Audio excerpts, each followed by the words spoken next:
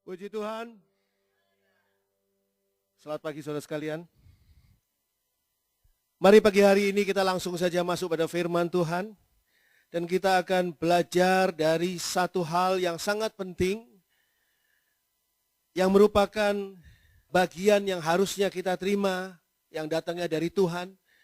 Dan ini memang merupakan hal yang Tuhan mau berikan kepada kita. Sebagaimana Tuhan memberikannya kepada Daud. Dan di sini pada Mazmur Daud, yaitu pada Mazmur pasal 3, kita melihat bagaimana Daud menyatakan hal itu. Mazmur Daud, Mazmur pasal 3 ayat 4 dan 5. Mazmur 3 ayat 4 dan 5. Tetapi Engkau Tuhan adalah perisai yang melindungi aku. Engkaulah kemuliaanku dan yang mengangkat kepalaku. Dengan nyaring aku berseru kepada Tuhan, dan Ia menjawab aku dari gunungnya yang kudus. Salah satu peran Tuhan dalam kehidupan kita adalah melindungi kita. Melindungi kita ini seringkali bukan saja dari hal-hal yang kita sadari akan adanya bahaya itu. Atau adanya ancaman itu. Tapi bahkan melindungi kita dari segala hal yang kita tidak pernah sadari dan tidak pernah kita ketahui. Ketika kita tidak sadar akan adanya bahaya, ketika kita tidak sadar akan adanya sesuatu yang akan merusakkan kita, di sanalah Allah berperan. Tuhan berperan melindungi kita. Dan perlindungan Tuhan ini dinyatakan oleh Daud. Tetapi Engkau Tuhan adalah perisai yang melindungi aku. Daud mempunyai pengalaman begitu banyak berada di dalam kondisi yang berbahaya. Kondisi yang tidak baik. Tetapi Daud mengatakan bahwa Tuhan itulah perisai yang melindungi Daud. Saat ini kita masih berada di dalam kondisi di mana virus corona masih merajalela.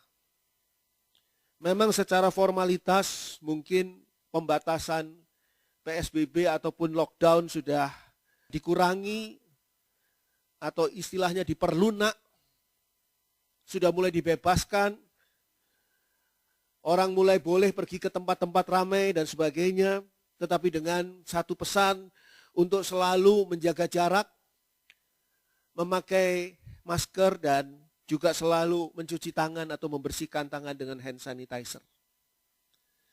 Nah, semua itu menunjukkan bahwa masalah virus corona ini masih serius. Lalu kalau kita bertanya sampai kapan masalah ini berakhir? Kalau banjir bandang, mungkin kita bisa perhitungkan sampai kapan musim hujan ini akan berhenti. Atau apa yang menyebabkan banjir itu bisa diatasi. Begitu juga gempa bumi yang hebat, tidak pernah berlangsung lama sekali, nggak pernah, selalu berakhir. Tapi sayangnya untuk virus corona belum ada pandangan ataupun pemikiran ataupun perkiraan akan berakhir. Bahkan dikatakan kita harus hidup bersahabat dengan virus corona.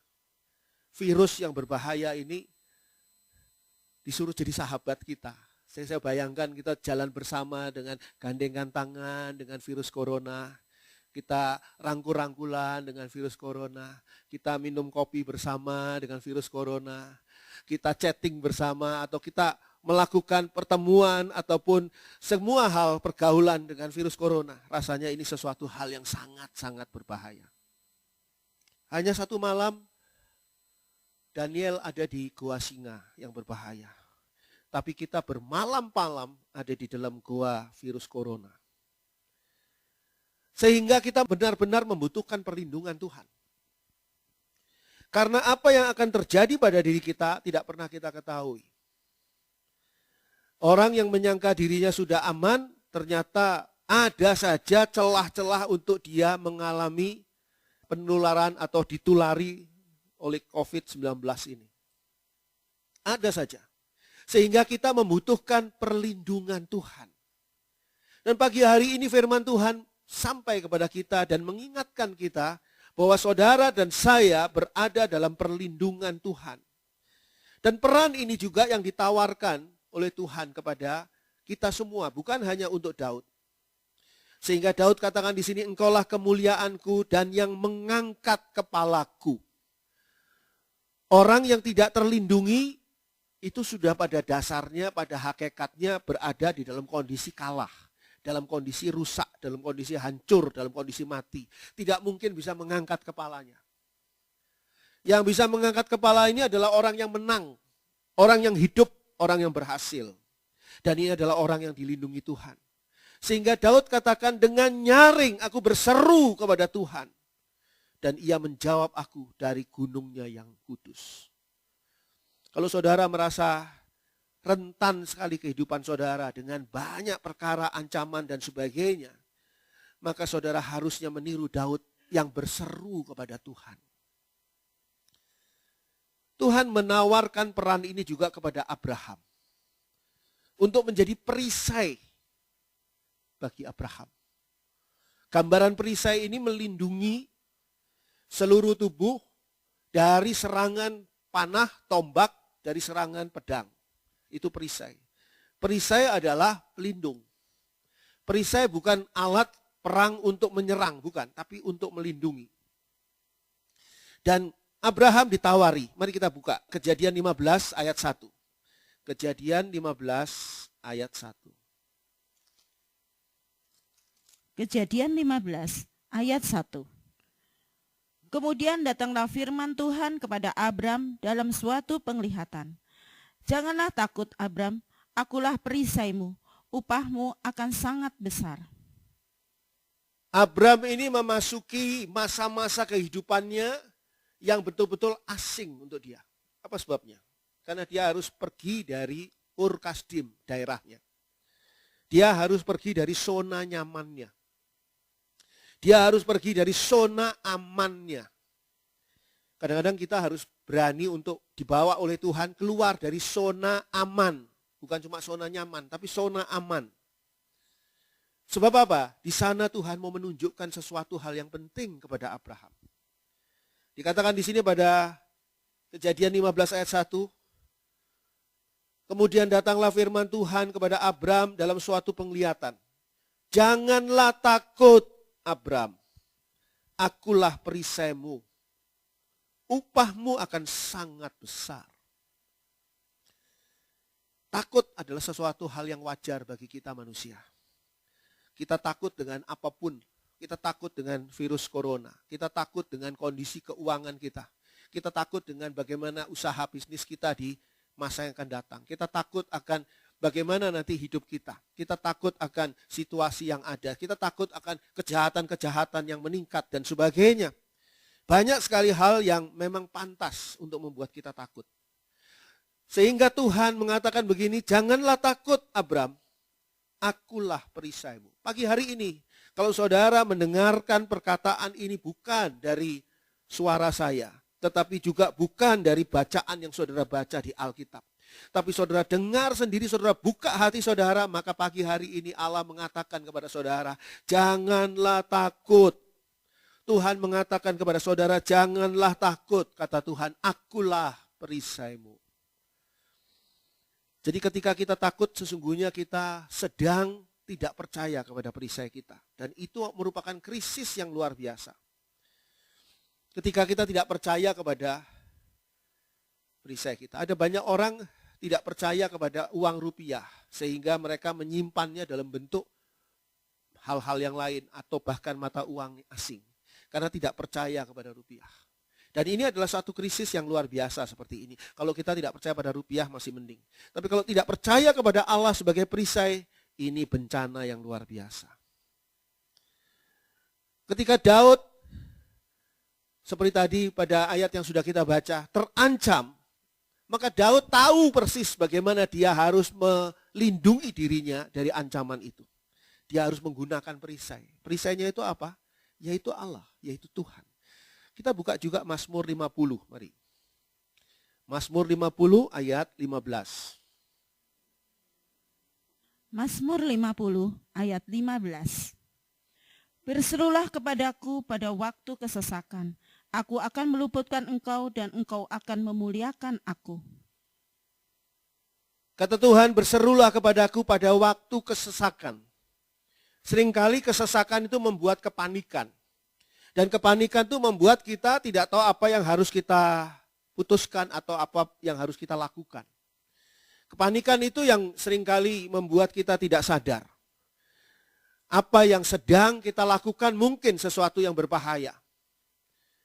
Ketika ada seorang anak remaja yang naik ke atas genteng karena akan mengambil layangan yang jatuh tersangkut di sana, tidak sengaja dia terpleset.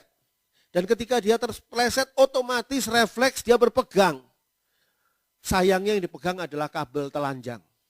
Kabel listrik telanjang ini membuat dia langsung meninggal dunia pada saat itu juga.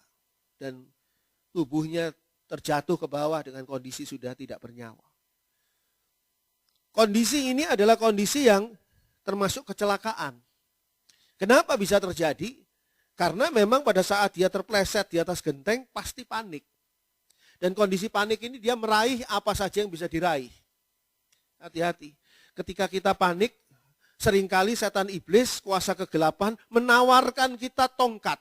Menawarkan kita pegangan. Tapi pegangan atau tongkat itu berbahaya. Kalau kita raih, berbahaya. Kita memang sedang butuh uang untuk keperluan anak kita sekolah. Atau untuk keperluan membayar sewa rumah. Atau untuk keperluan membayar kebutuhan hidup kita sehari-hari. Tapi tiba-tiba kita ditawari pinjaman. Pinjaman tanpa syarat. Tapi harus membayar bunga yang tinggi. Lalu dengan kondisi panik kita raih pinjaman itu seolah-olah itu pertolongan. Hati-hati, itu bukan datangnya dari Tuhan. Karena itu tidak sesuai dengan firman Tuhan. Tapi kapan pertolongan dari Tuhan? Saya sedang membutuhkan sekarang. Maka Tuhan menjawab melalui Mazmur 50 ayat 15 ini. Berserulah kepadaku pada waktu kesesakan. Kuncinya adalah berseru. Berseru kepada Tuhan. Berseru kepada Tuhan pada waktu kesesakan. Dan ini merupakan jalan keluar yang paling jitu, paling baik. Ketika kita dalam kesesakan, kita berseru kepada Tuhan. Saya tidak tahu apa yang membuat saudara hari ini mungkin mengalami sesuatu yang masih menjadi persoalan dalam hidup saudara. Mungkin kesesakan yang semakin hari semakin menghantui. Tapi kalau kita berseru kepada Tuhan, Tuhan katakan, aku akan meluputkan engkau. Jelas. Ketika kita berseru kepada Tuhan, tidak pernah seruan kita sampai kepada kesia-siaan, tidak pernah. Karena Tuhan akan meluputkan engkau. Meluputkan apa? Meluputkan dari kesesakan itu. Kesesakan itu tetap berlangsung, tapi engkau luput dari sana. Dan engkau akan memuliakan aku. Jangan lupa, kalau sudah diluputkan oleh Tuhan, muliakanlah Dia. Muliakanlah Dia dengan bukan hanya dengan puji-pujian dan ucapan terima kasih. Tapi muliakanlah Dia dengan kesaksian. Kemarin saya punya kesesakan, hari ini saya diluputkan oleh Tuhan. Karena saya berseru kepada Tuhan, sebagaimana saran firman Tuhan. Ketika saudara mendengarkan khotbah, mendengarkan firman Tuhan, sesungguhnya saudara harusnya bisa melihat bahwa ini semua ditampilkan, diberikan kepada saudara dan saya, bukan sebagai sesuatu yang hanya untuk kita dengar, tetapi sesuatu yang untuk menjadi pegangan bagi kita, menjadi suatu perubahan dalam cara berpikir kita. Salah satu peran Tuhan dalam kehidupan kita adalah melindungi kita. Itu sudah peran Tuhan sebagaimana yang melekat pada diri Tuhan. Tapi bagaimana caranya mendapat perlindungan dari Tuhan? Perlindungan Tuhan sudah jelas, ayat-ayatnya tadi sudah kita baca. Dan jaminannya adalah Tuhan akan meluputkan kita. Tapi pertanyaannya sekarang bagaimana caranya mendapatkan perlindungan dari Tuhan? Apakah perlindungan dari Tuhan bekerja otomatis? Ketika kita mendengar firman Tuhan pagi hari ini langsung perlindungan dari Tuhan bekerja pada kita? Atau ada yang harus kita lakukan? Kita buka Mazmur 91. Mazmur 91, kita akan membaca ayat 1 sampai dengan ayat yang ke-8. Mazmur 91 ayat 1 sampai 8. Mazmur 91 ayat 1 sampai dengan ayat 8. Orang yang duduk dalam lindungan yang maha tinggi dan bermalam dalam naungan yang maha kuasa akan berkata kepada Tuhan, tempat perlindunganku dan kubu pertahananku, Allahku yang kupercayai. Sungguh, dialah yang akan melepaskan engkau dari jerat penangkap burung, dari penyakit sampar yang busuk. Dengan kepaknya ia akan melindungi engkau, di bawah sayapnya engkau akan berlindung. Kesetiaannya ialah perisai dan pagar tembok. Engkau tak usah takut terhadap kedahsyatan malam, terhadap panah yang terbang di waktu siang, terhadap penyakit sampar yang berjalan di dalam gelap, terhadap penyakit menular yang mengamuk di waktu petang. Walau 1.000 orang rebah di sisimu dan 10.000 di sebelah kananmu, tetapi itu tidak akan menimpamu. Engkau hanya menontonnya dengan matamu sendiri dan melihat pembalasan terhadap orang-orang fasik. Kalau saudara membaca ayat-ayat firman Tuhan seperti ini, ayat-ayat firman Tuhan ini pasti bisa memberikan satu pengaruh pada kejiwaan kita. Memberikan kepada kita hati yang mungkin, perasaan yang mungkin lega. Juga kita membuat kita bersemangat kembali. Semua itu baik. Tapi jangan kurangi kuasa firman Tuhan hanya untuk menghiburkan hati kita. Firman Tuhan yang baru saja saudara baca, yang baru saja kita dengar, adalah firman Tuhan yang penuh dengan kuasa. Kalau kita tahu bagaimana cara menggunakannya. Kita tidak disuruh hanya untuk mendengar firman Tuhan, tapi kita harus memasukkan firman Tuhan itu di dalam kehidupan nyata kita. Pertanyaan tadi belum dijawab. Bagaimana caranya mendapatkan perlindungan dari Tuhan? Kita belajar di sini. Dikatakan di sini pada ayat 1, orang yang duduk dalam lindungan yang maha tinggi dan bermalam dalam naungan yang maha kuasa akan berkata kepada Tuhan, tempat perlindunganku dan kubu pertahananku, Allahku yang kupercayai. Ada banyak orang melakukan ayat 2. Ada banyak orang mengatakan bahwa tempat perlindunganku dan kubu pertahananku adalah Allahku, Tuhanku yang kupercayai. Tapi sayangnya dia lupa bahwa sebelum ayat 2 ada ayat 1 sebagai satu syarat. Kita harus berada di posisi yang benar ketika kita berlindung.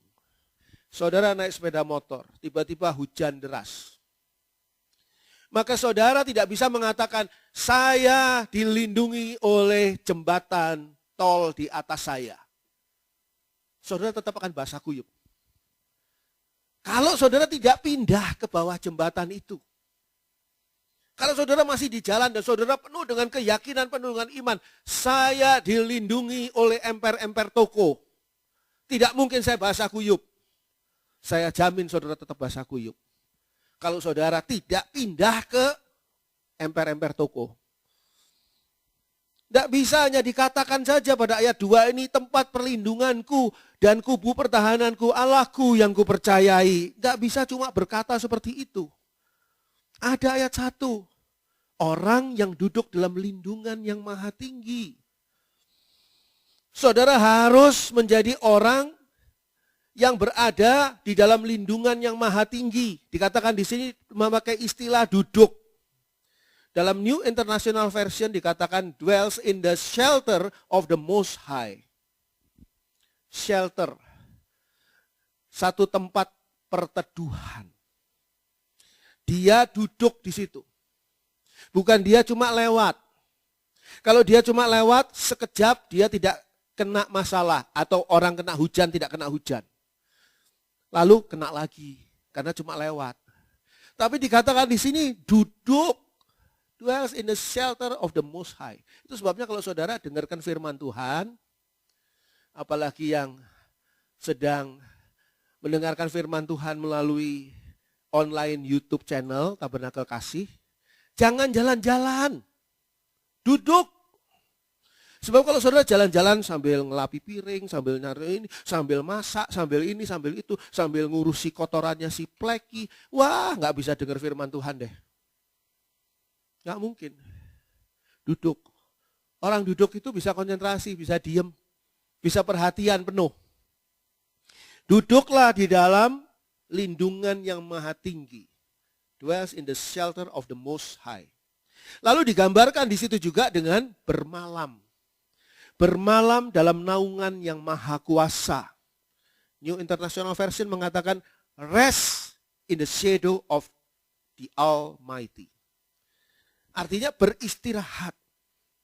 Rest di dalam bayangan Sang Almighty. Dalam bahasa Ibrani, Almighty ini adalah Shaddai. El Shaddai. Saudara boleh bernyanyi El Shaddai dengan iman saudara. Percuma. Tidak akan terjadi apa-apa kalau saudara tidak benar-benar rest in the shadow of the Almighty. Tidak benar-benar bermalam dalam naungan yang maha kuasa. Saudara harus berada di sana, bermalam di sana. Saudara harus tinggal di sana. Barulah kita dapat berkata dengan benar. Berkata apa? Aku berkata kepada Tuhan. Tempat perlindunganku ayat 2. Dan kubu pertahananku, Allahku yang kupercayai. Saat saudara berkata seperti itu, saudara bukan hanya berkata kepada Tuhan karena Tuhan sudah tahu sebetulnya.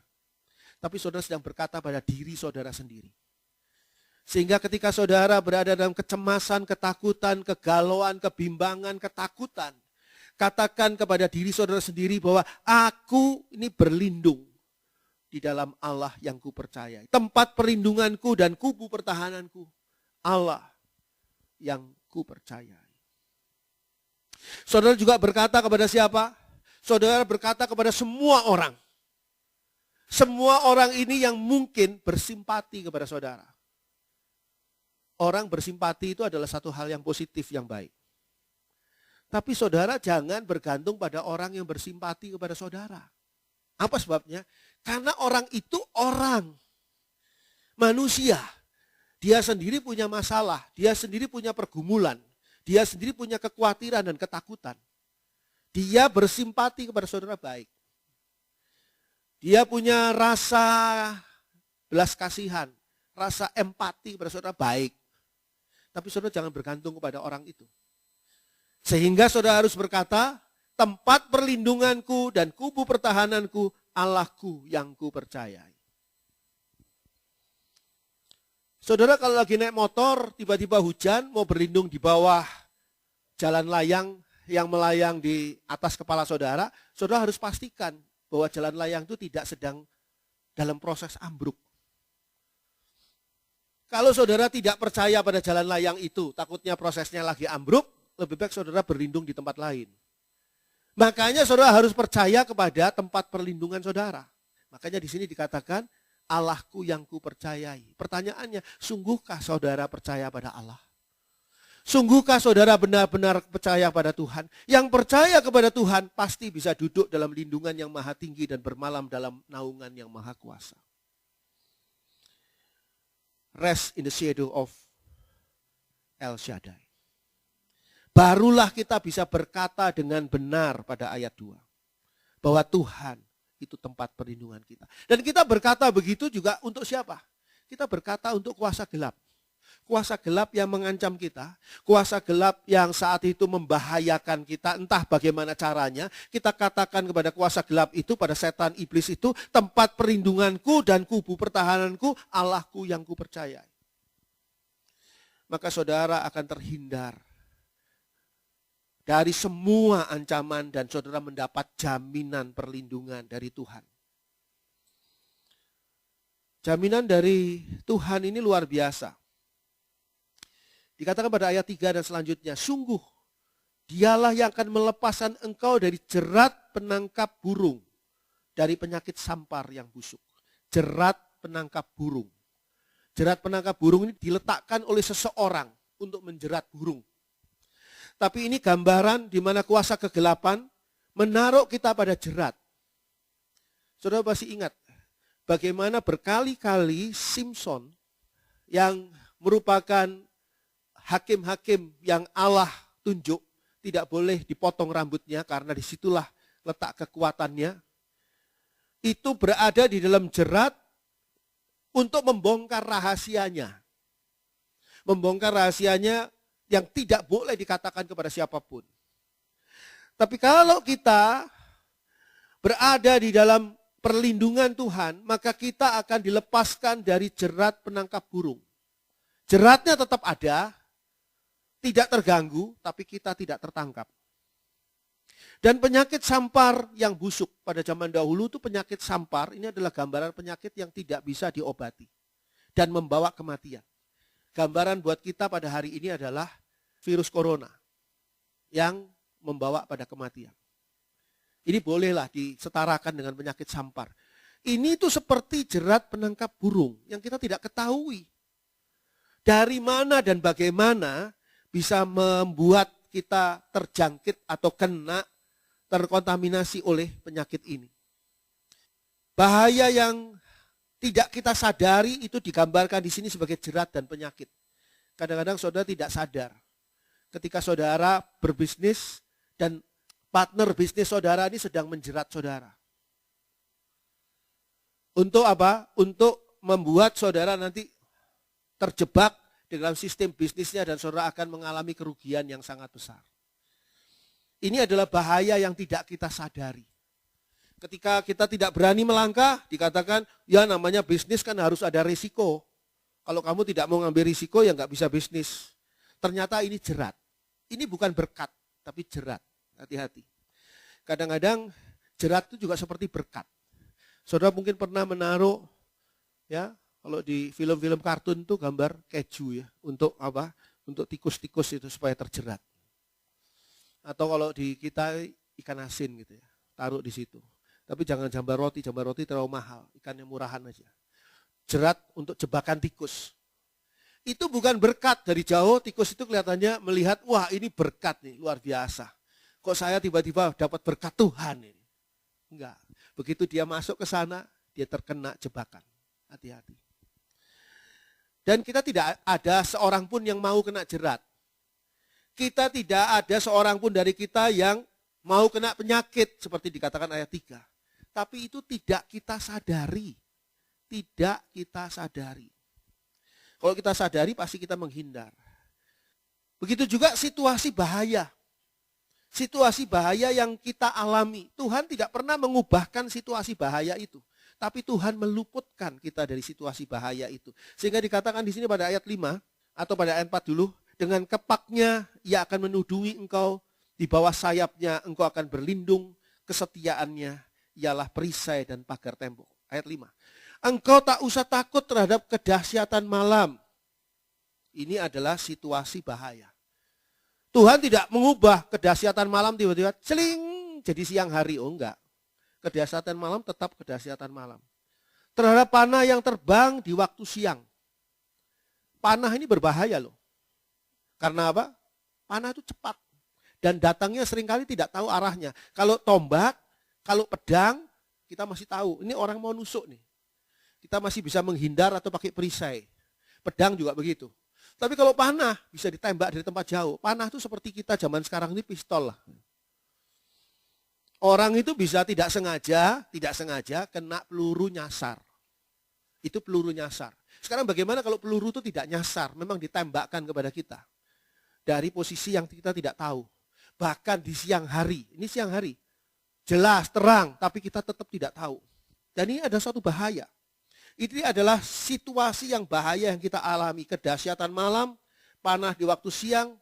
Lalu dikatakan di sana terhadap penyakit sampar yang berjalan di dalam gelap. Di dalam gelap ini bukan berarti penyakit sampar itu jalannya malam hari, bukan.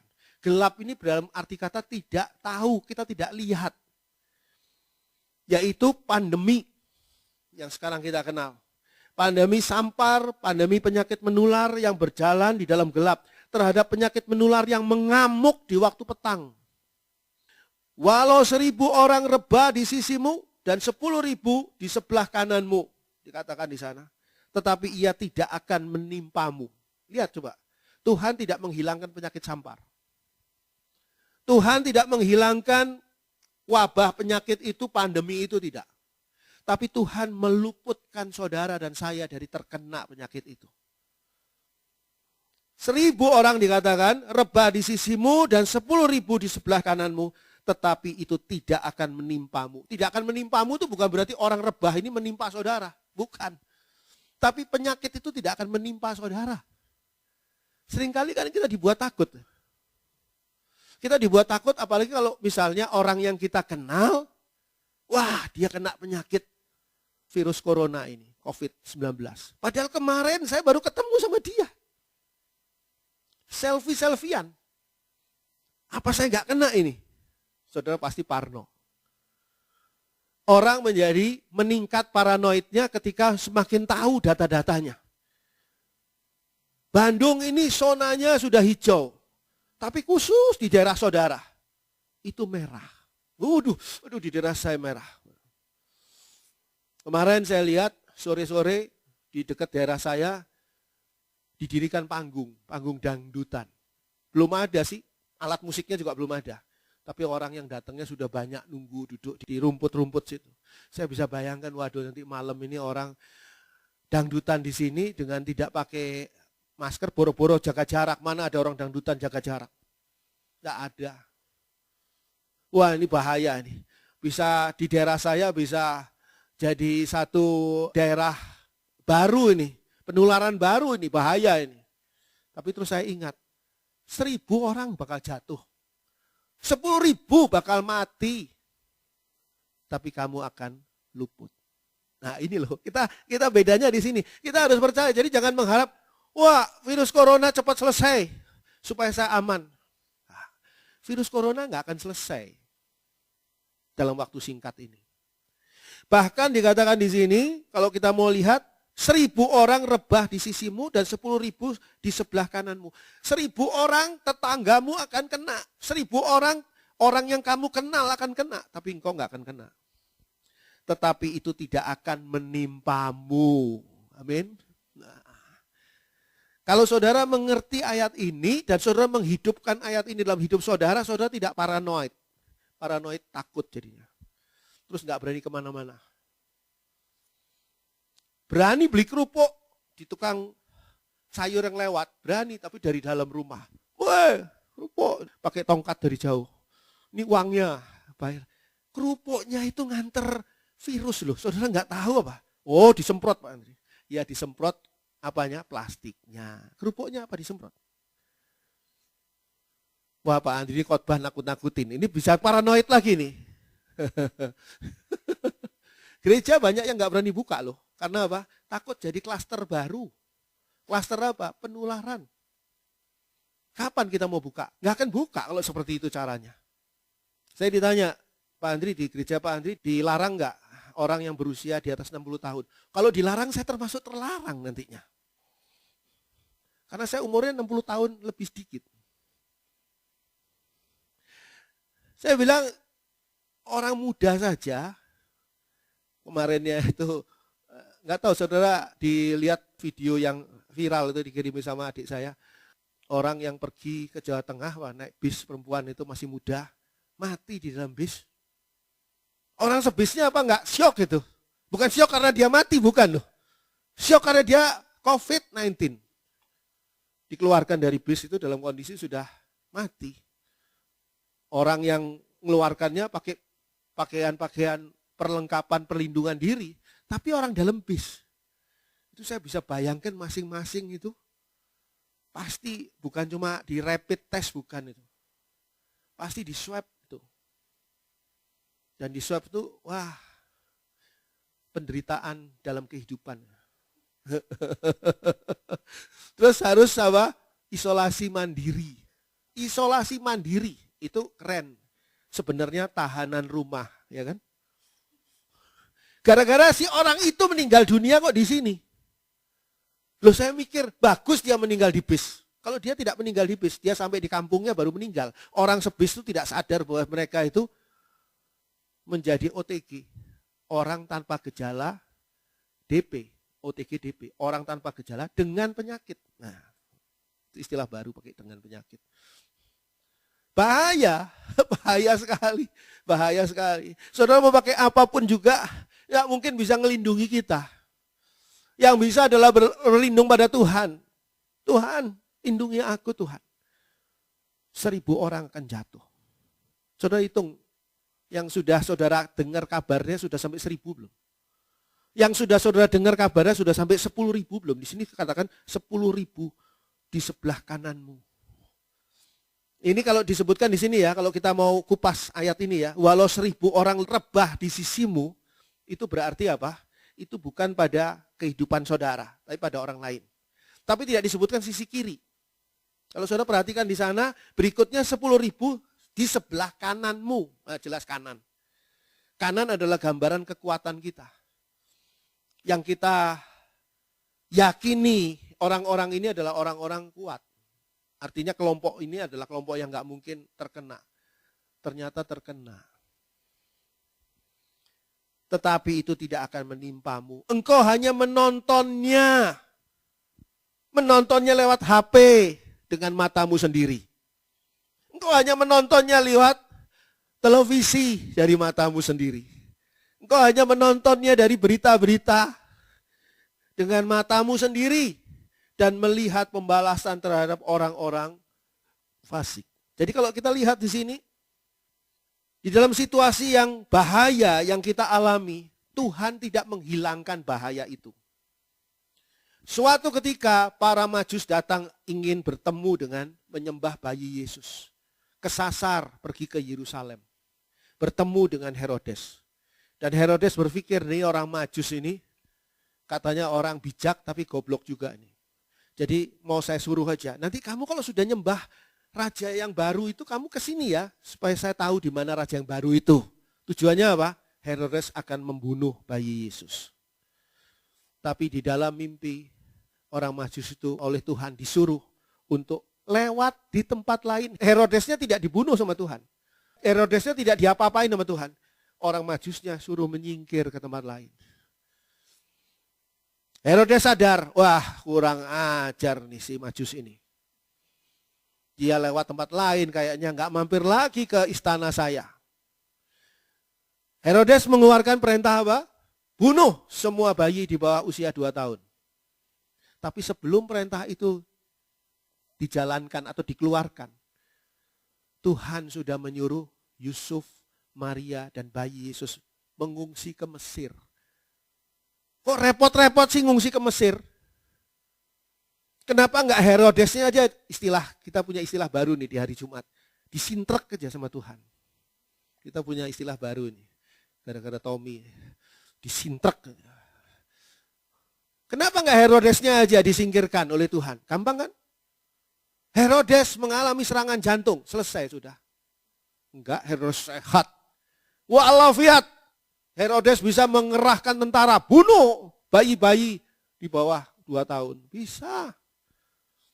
Tapi sukseskah itu? 1.000 bayi mati. 10.000 bayi mati. Tapi bayi Yesus diamankan. Itu namanya perlindungan. Perlindungan itu seringkali berupa arahan Tuhan. Saudara kalau mau tahu perlindungan Tuhan itu arahan Tuhan. Kadang-kadang berupa larangan. Saya ingat betul, tahun 60-an, saya waktu itu masih SMP. Itu produk celana Levi's yang paling keren dan paling baru saat itu adalah celana Levi's yang ketat banget sama badan. Ketat banget. Bahannya itu rada stretch. Saudara yang ngalami tambahan itu tahulah. Papa saya sudah bilang, lu jangan kemana-mana, apalagi lu pakai celana ini. Sekarang ini situasi lagi gawat. Ya, pemerintah Bung Karno pada waktu itu, presidennya, itu sedang tidak suka pada Barat. Sehingga tidak suka pada The Beatles. Ini The Beatles lagi populer, The Beatles pada waktu itu. Nggak suka Elvis Presley, yang waktu itu lagi populer. Tidak suka musik-musik yang seperti itu. Musik-musik yang tidak membangun spiritual kebangsaan. Jangan, saya nggak nurut. Padahal papa saya ngelarang saya pergi itu bukan ingin meminjam celana sempit saya itu. Karena pasti nggak akan cukup. Saya waktu itu kurus kering gitu ya, pakai celana sempit itu. Gaya. Pergi di Malang itu ada namanya Jalan Kayu Tangan. Di Jalan Kayu Tangan itu ada bioskop Merdeka. Itu bioskop sudah mewah banget lah zaman itu. Dekatnya di situ ada katedral. Ada patung Khairul Anwar. Oh, jadi saya pengen pulang ke Malang nih. Di situ saya ditangkap polisi. Mending kalau ditangkap disuruh push up, mending. Saya hobinya push up, hobinya olahraga zaman itu. Enggak begitu, polisi bawa gunting. Celana sempit saya digunting dari bawah sampai ke pinggul, sampai ke celana yang di dalam ikut digunting. Cek. Biar gitu, ambiar celana saya. Saya pulang dengan rasa malu, kikuk dan sebagainya. Bayangin sepanjang jalan. Memang sih jarak antara bioskop Merdeka itu dengan rumah itu berapa ya? Ada 1 kilo ada ya. 1 kilo lah. Dan saya jalan kaki. Teman-teman saya semua diguntingi semua. Sudah kerugi itu celana Levi's. Sampai di rumah, papa saya cuma ngelirik. Senyum-senyum papa saya. Benar ternyata. Larangan seringkali itu adalah keamanan, perlindungan. Coba saya di rumah, papa saya nggak akan gunting. Ya kan? Tahu harganya bahwa itu celana Levi's paling mahal pada waktu itu. Tapi gara-gara saya bandel. Makanya saudara kalau dilarang sama Tuhan, jangan bandel. Itu jangan-jangan perlindungan. Meluputkan saudara dari sesuatu hal, bencana yang tidak harus terjadi pada saudara. Kapok saya sungguh-sungguh. Dan sejak itu saya nggak punya celana lagi. Nggak dibeliin lagi. Nggak nurut. Coba nurut, mungkin dibeliin lagi satu lagi. Saya masih ingat tuh warnanya tuh abu-abu kebiru-biruan. Abu-abu muda gitu. Kalau zaman sekarang tuh namanya abu-abu monyet. Tuh. Aduh luar biasa deh. Dipermalukan benar-benar. Aduh itu pada betul-betul sudah luar biasa. Tapi perlindungan Tuhan itu seperti itu loh. Jadi kalau saudara dilarang sama Tuhan, jangan bandel. Dilarang sama Tuhan loh ya, jangan bandel. Diarahkan Tuhan, jangan bandel. Disuruh sama Tuhan, ini ada juga cerita jemaat, saudara mungkin ada yang kenal nih, jemaat lama saya nih. Dulu dia bekerja di sebuah perusahaan sepatu. Lagi enak-enak di perusahaan sepatu, tahun 97 ya, 1997. Lagi enak-enak kerja di tempat sepatu, tiba-tiba saya bilang sama dia, atas pimpinan Tuhan, kamu pindahlah dari pabrik itu. Dia nurut. Pindah kemana Pak Andri? Nanti Tuhan akan tunjukkan. Benar, nggak berapa lama dia dapat tempat kerja baru. Tahun 97-98, saudara tahu, Krismon. Perusahaan sepatu itu ambruk. Bukan ambruk bangunannya. Ambruk perusahaannya, bangkrut, krut. Tapi dia diamankan Tuhan. Di perusahaan baru yang kena Krismon pun tidak. Tahun 95 saya menjadi seorang pendeta, full time, bekerja buat Tuhan. Saya meninggalkan profesi saya sebagai perencana arsitek, saya meninggalkan profesi saya sebagai dosen, tinggalkan semua, tinggalkan sekuler, masuk ke dalam kehidupan rohani. Teman-teman saya semua mencibir. Dri, lu tuh sudah enak punya perusahaan 2, kok ditinggal? Diberikan ke orang lain. Lu sudah enak jadi dosen, sudah lumayan pangkat lu sudah senior di sebuah universitas yang terkenal. Kok lu tinggalkan begitu rupa? Saya bilang saya dipanggil sama Tuhan untuk jadi hamba Tuhan. 97, 98, Krismon. Semua orang bermasalah dengan keuangan. Tapi gereja penuh. Karena apa? Karena semua orang takut. Teman saya yang mengeledek saya itu bilang, oh pantesan ya, lu ninggalin semua ya, karena lu takut bangkrut lo ya. Terus sekarang lu kayak gini ya. Oh lu tahu dari mana sih sebetulnya? Saya bilang saya nggak tahu. Tuhan yang tiba-tiba memindahkan saya. Enaklah dalam perlindungan Tuhan. Kalau kita benar-benar tahu caranya, yaitu apa?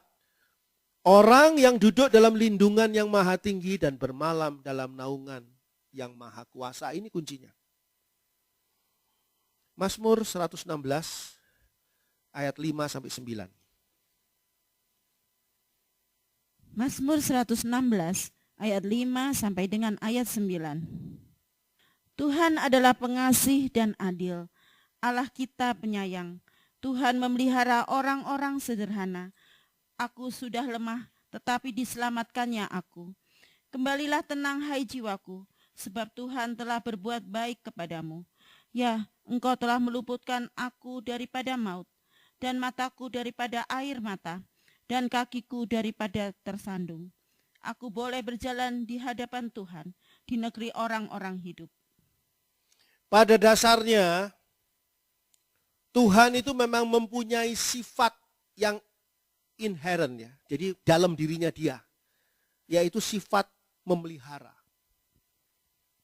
Tuhan itu pada dasarnya punya sifat dasar nih, pemelihara.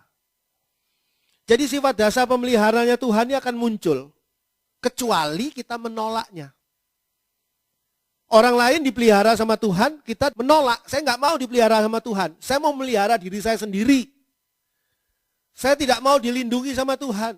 Saya ingin dilindungi sama orang saja. Atau dilindungi oleh kekayaan saya, oleh uang saya. Maka orang ini tidak lagi berada di dalam naungan pemeliharaan Tuhan. Tapi pada dasarnya Tuhan itu punya sifat pemelihara. Seperti ayat 5 dan 6. Tuhan adalah pengasih dan adil. Allah kita penyayang. Ini sifatnya Allah. Jadi kalau saudara baca ayat ini tuh jangan cepat-cepat. Saudara bacanya itu resapi dalam hati saudara. Kita kan gak kenal Allah kan sebetulnya. Allah itu terlalu jauh dibandingkan dengan kita. Kita ini debu. Tidak ada artinya. Sedangkan Allah adalah pencipta langit dan bumi, penguasa alam jagat raya dan penguasa semestanya. Tapi kita bisa kenal Allah melalui firman Allah. Bahwa sifatnya Tuhan adalah pengasih dan adil. Pengasih dan adil ini sifatnya Tuhan. Allah kita itu penyayang. Tuhan memelihara orang-orang sederhana. Aku sudah lemah, tetapi diselamatkannya aku. Ini jelas sekali apa yang dikatakan oleh Mazmur ini. Bahwa Tuhan itu memelihara orang sederhana. Bukan orang-orang yang mempunyai prestasi-prestasi saja yang dipelihara sama Tuhan. Enggak. Orang sederhana. Cara berpikirnya sederhana. Hidupnya sederhana. Sikapnya sederhana. Itu dipelihara oleh Tuhan. Aku ini sudah lemah loh. Berada dalam kondisi yang lemah. Tetapi diselamatkannya aku. Ini sifat Allah. Pada dasarnya Tuhan itu memang mempunyai sifat sebagai pemelihara. Saya ingin teruskan dulu sampai ayat 9. Tuhan memelihara orang-orang sederhana. Aku sudah lemah tetapi diselamatkannya aku. Ayat 6, ayat 7. Kembalilah tenang hai jiwaku. Mungkin kita tidak tenang, resah. Jiwa kita resah. Kita takut. Kita mengalami sakit jiwa namanya paranoid. Sebab Tuhan telah berbuat baik kepadamu, jiwaku. Tuhan telah berbuat baik kepadamu. Ya, engkau telah meluputkan aku daripada maut dan mataku daripada air mata dan kakiku daripada tersandung. Tahukah saudara, Tuhan itu perlindungan bagi kita luar biasa. Bukan cuma perlindungan di waktu kita hidup di dunia. Bukan cuma perlindungan di sektor kita berhadapan dengan penyakit virus corona, bukan. Tapi Tuhan itu melindungi kita dari api neraka. Tahu dari mana kita bahwa dosa itu hukumannya adalah maut kekal? Tahu dari mana kita? Kita tahu dari firman Tuhan yang menjelaskan kepada kita bahwa hati-hati loh. Orang yang berdosa dan tidak bertobat akhirnya akan masuk di dalam penghukuman neraka yang kekal. Nah, Tuhan mau melindungi kita dengan cara apa? Mati di atas kayu salib menjadi penebus dosa kita. Tapi orang yang percaya Tuhan kok juga bisa meninggal dunia. Loh, meninggal dunia itu tidak harus diluputkan oleh Tuhan. Itu justru adalah pintu masuk menuju pada kekekalan. Tapi setelah meninggal dunia itu loh. nantinya ada penghukuman yang juga sifatnya kekal, yaitu api neraka. Nah, Tuhan lindungi kita dari itu. Caranya bagaimana? Percaya, menerima Tuhan Yesus sebagai juru selamat dan hidup sesuai dengan firman Tuhan Yesus. Jadi Tuhan ini pada dasarnya sifatnya pemelihara. Aku boleh berjalan di hadapan Tuhan di negeri orang-orang hidup. Di mana negeri orang hidup? Di surga. Karena di surga semua orangnya pasti hidup. Hidup itu hidup kekal. Tidak akan pernah mati di dalam neraka. Jadi pada dasarnya Tuhan itu memang punya sifat sebagai pemelihara.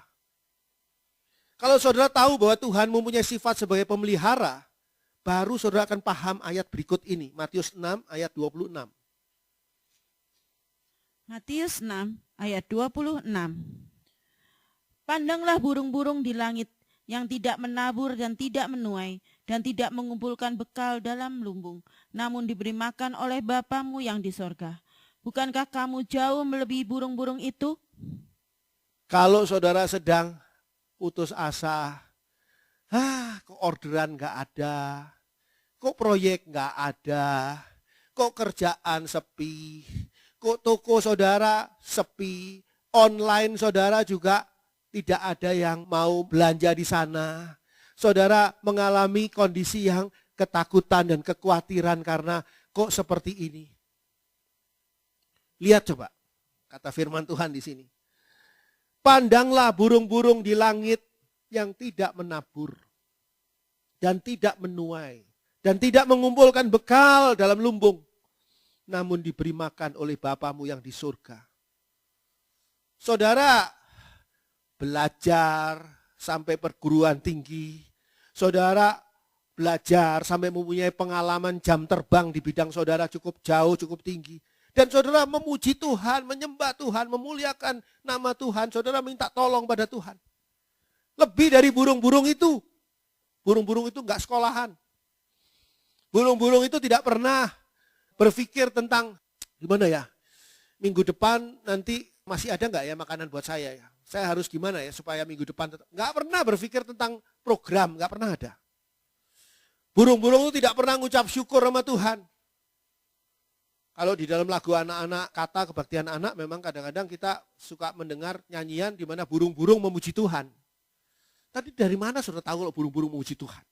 Saya perhatiin tuh burhan saya, burung hantu saya. Pagi-pagi saya jemur sambil nyapa-nyapa dia, salah ngobrol loh kita seringkali. Nguk, dia nguk, nguk, nguk, nguk, gitu ya. Jadi dia sapa-sapaan. Saya nggak ngerti bahasanya dia apa. Apa dia jangan-jangan sedang ngomong pada saya, jadi jangan lupa bersyukur, itu nguk-nguk. Jadi jangan lupa bersandar pada Tuhan, nguk-nguk-nguk. Nah itu bersandar pada Tuhan. Misalnya gitu, saya nggak ngerti. Tapi saya nggak yakin dia mengucap syukur sama Tuhan. Bahkan saya tidak yakin dia berterima kasih pada saya yang sudah menyediakan makanan yang tidak perlu dia cari. Burung hantu lain harus mencari, dia nggak usah nyari, saya sediain makanan buat dia. Tidak pernah kekurangan. Ketika pasar burung tutup gara-gara lockdown kemarin, saya yang setengah mati nyari di mana bisa beli makanan burung buat burung hantu saya.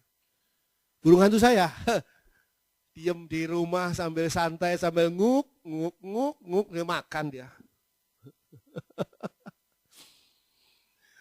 Ini adalah hal yang luar biasa kalau kita boleh belajar bahwa dikatakan di sini, bukankah kamu jauh melebihi burung-burung itu? Jadi kalau saudara lagi putus asa, lagi merasa Tuhan, saya ini kok kayak gini Tuhan. Ngelamunlah, lihatlah burung-burung yang dipelihara sama Tuhan. Tuhan itu punya sifat pemelihara. Asalkan kita tahu di mana posisi kita supaya kita dipelihara oleh Tuhan. Sudah banyak pengalaman kita dalam perlindungan Tuhan. Seperti tadi sudah dikatakan bahwa banyak sekali, hei jiwaku, banyak sekali Tuhan menolong engkau. Cobalah lihat kembali. Perlindungan Tuhan itu luar biasa. Ini adalah hal yang Tuhan ingin tunjukkan kepada saudara dan saya. Coba kita buka juga Mazmur 46 ayat 2. Mazmur 46 ayat 2. Mazmur 46 ayat 2. Allah itu bagi kita tempat perlindungan dan kekuatan. Sebagai penolong dalam kesesakan sangat terbukti. Allah itu bagi kita tempat perlindungan dan kekuatan. Ini harusnya jangan cuma saudara jadikan sebagai ayat yang saudara baca atau yang saudara hafalkan. Jangan. Jadikan ini sebagai pedoman hidup saudara. Bahwa Allah itu bagi kita tempat perlindungan dan kekuatan. Sebagai penolong dalam kesesakan sangat terbukti. Tahun 91. Saya masih tinggal di daerah Jalan Makmur, Cipaganti. Saya waktu itu menjadi orang yang ngontrak-ngontrak, gitu, bukan rumah sendiri. Saya ada pelayanan di sana, pelayanan di LP Sukamiskin di penjara sudah mulai dari tahun 91. Bersama dengan beberapa hamba-hamba Tuhan termasuk Pak Domingus. Pak Domingus waktu itu masih mahasiswa. Masih jauh lebih kurus dari sekarang. Rambut sudah keriting tapi jauh lebih kurus dari sekarang. Makanya saya pertama sudah lama sama beliau ini. Ada seorang teman hamba Tuhan di situ. Dan hamba Tuhan ini enggak full time. Dia punya kios di pasar sederhana. Nah, kalau saudara tahu daerah Makmur itu ada jalan sederhana. Di situ ada pasar. Di pasar sederhana dia punya kios. Jual apa? Ya apa sajalah sembako begitu. Suatu ketika pasar sederhana terbakar. Tahun 91 itu. Semuanya habis. Kios-kios itu semua habis. Hanya satu kios dari Bapak Pendeta ini yang tidak terbakar sama sekali. Bukan cuma orang-orang yang heran, dia juga heran. Kita semua heran. Di situ kita belajar pemeliharaan Tuhan itu nggak masuk akal. Bayangkan seluruh pasar itu, kiosnya dia bukan kios misah loh. Kiosnya dia nyambung sama kios-kios lain. Saudara bisa bayangkan pasar itu kan nyambung semua. Dan saudara bisa bayangkan pasar itu konstruksi bangunannya gimana. Apalagi zaman dulu, pasar itu asal aja dibangunnya. Dan orang ceroboh tuh banyak sekali. Tidak terbakar. Dia pagi-pagi, dia nggak tahu kan dia rumahnya jauh. Pagi-pagi dia mau ke pasar, wah pasarnya sudah habis, tinggal kiosnya dia aja. Untung kiosnya dia nggak digedor orang terus dikeluar-keluarin barangnya, ya habis semua itu sembako. Luar biasa Tuhan. Di situ saya lihat luar biasa Tuhan. Di Jalan Makmur juga. Saya itu ada mobil meskipun butut ya waktu itu. Daihatsu 55 White itu kan butut ya. Zaman dulu tuh. Yang kalau mau diturunkan kacanya itu mesti ditekan. Kalau mau dinaikkan ditarik kacanya. Ditarik, bukan diputar gini, jadi nggak mempan diputar. Bandel nih kacanya. Nah, orang-orang di sebelah rumah itu pada beberapa kehilangan motor dan kehilangan mobil. Gara-gara banyak pencuri dari daerah sana, kampung di daerah Sukajadi sana. Yang nyebrang ke sini melalui banyak jalan gang-gang kecil dari Sukajadi sana, nyebrang ke daerah Jalan Makmur. Tapi mau gimana lagi, saya nggak ada tempat buat naruh mobil butut saya itu, terpaksa taruh di luar. Ya, cuma doa saja sama Tuhan. Supaya Tuhan lindungi. Benar, pada suatu malam, nggak biasanya, saya tuh nggak biasa bangun tengah malam terus pengen ke toilet itu nggak biasa. Saat itu kok pengen ke toilet gitu, pengen buang air kecil. Kedengeran bunyi kresek yang nggak normal. Saya buka korden, set, ada wajah pencuri di sana dan wajah saya di sini. Hai, pencurinya 2 orang, satu sudah lagi ngotak-ngatik. Mobil saya kan memang mobil butut kan susah ininya kan, susah kuncinya. Kalau mobil butut itu susah kuncinya lah. Kalau mobil mewah gampang justru. Dan pencuri satunya lagi kayaknya lagi ngintip-ngintip ke dalam. Dan saya buka kordennya, dia kaget, saya juga kaget. Wah loh, kaget ya. Tuhan melindungi. Tuhan melindungi dengan bangunkan, bangun loh. Sudah waktunya untuk mengalami perlindungan Tuhan. Mazmur 46 tadi ayat 2 mengatakan begini. Allah itu bagi kita tempat perlindungan dan kekuatan. Sebagai penolong dalam kesesakan sangat terbukti. Puji Tuhan, amin.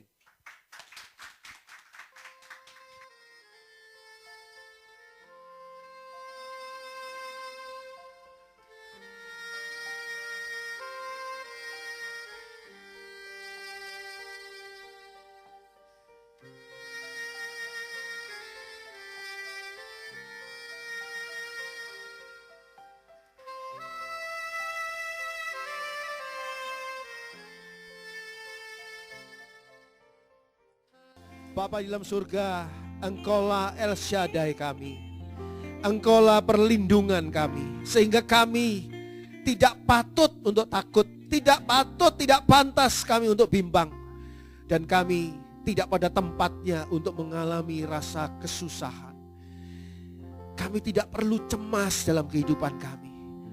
Engkau tidak akan mengubah situasi yang ada, yang buruk, yang mengelilingi kami, bahkan situasi bahaya.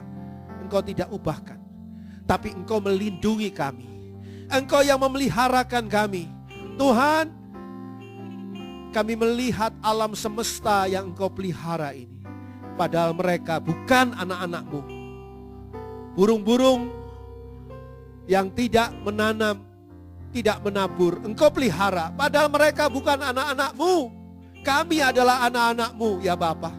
Kami dibeli dengan harga yang mahal oleh darah Tuhan Yesus. Sehingga tidak mungkin kami tidak dipelihara oleh Allah. Kami percaya Tuhan memelihara kami. Boleh jadi 1.000 orang rebah di sisi kami dan 10.000 di kanan kami. Tapi kami percaya kami akan diluputkan dari semuanya. Terima kasih Bapa dalam surga. Lindungi kami semua karena kami sungguh mau duduk dan bermalam di dalam naungan El Shaddai kami. Tuhan berkati mereka juga yang mengikuti penyampaian firman Tuhan ini melalui YouTube channel Tabernakel Kasih. Tuhan berkati mereka semua yang bergabung di dalam menyaksikan, mendengarkan firman Tuhan yang disampaikan secara online ini Tuhan. Berkati mereka sebagaimana Tuhan memberkati kami semua. Terima kasih Bapa. Terpuji nama Allah selama-lamanya. Di dalam nama Tuhan Yesus Kristus kami berdoa dan kami percaya. Haleluya.